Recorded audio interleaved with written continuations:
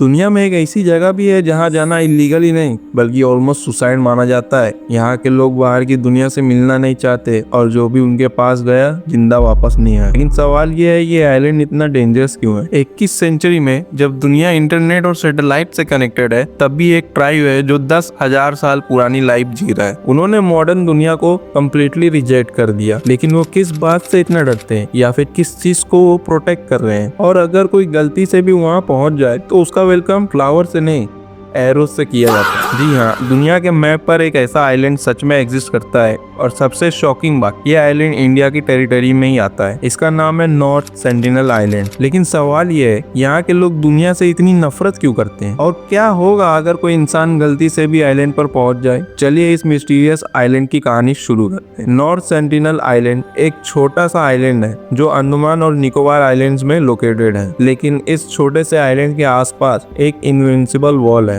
और वो वॉल है कंप्लीट आइसोलेशन। यहाँ एक ट्राइब रहती है जिसे दुनिया सेंटिनलीज के नाम से जानती है। एक्सपर्ट्स के एस्टिमेट है कि आइलैंड पर सिर्फ 50 से 200 लोग रहते हैं और ये लोग आज भी स्टोन एज जैसी लाइफ जीते हैं। मतलब जब दुनिया एआई और सैटेलाइट्स की बात कर रही है, ये लोग अब भी बाउस और एरोस से हंटिंग करते हैं। सेंटिनलीज ट्राइब दुनिया की सबसे आइसोलेटेड ट्राइब्स में से एक है। उनकी लैंग्वेज किसी को समझ नहीं आती, उनका कल्चर अननोन है और उनके बिलीव्स के बारे में भी कोई क्लियर इन्फॉर्मेशन नहीं है। साइंटिस्ट को सिर्फ इतना पता है कि ये ट्राइब हजारों सालों से इसी आइलैंड पर सरवाइव कर रही है। अब यहाँ एक इंटरेस्टिंग बात है, 2004 में जब सुनामी ने पूरे रीजन को डिवास्टेट कर दिया, तब हेलीकॉप्टर्स को चेक करने भेजा गया था कि सेंटिनलीज ट्राइब बच गई या नहीं। और जब हेलीकॉप्टर आइलैंड के ऊपर से गुजर रहा था तो नीचे से एक सेंटिनलीज आदमी ने सीधा हेलीकॉप्टर पर एरो शूट कर दिया। मतलब सुनामी के बाद भी मैसेज क्लियर था, हम ठीक है और प्लीज दूर ही रहो। लेकिन हमेशा से ऐसा नहीं था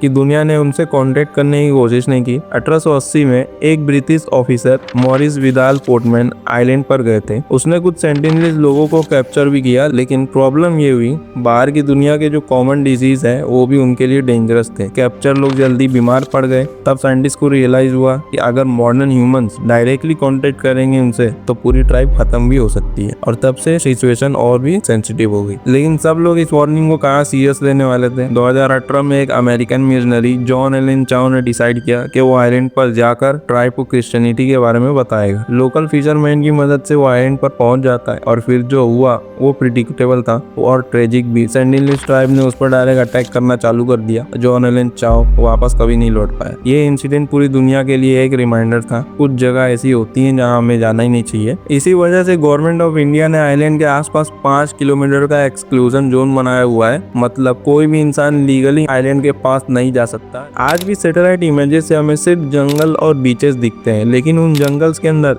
एक ऐसी कम्युनिटी रहती है जो शायद 10,000 सालों से दुनिया से अलग है। उनकी लैंग्वेज, उनका कल्चर, उनकी हिस्ट्री शायद हमेशा के लिए मिस्ट्री ही रहेगी और शायद यही सबसे सेफ भी है।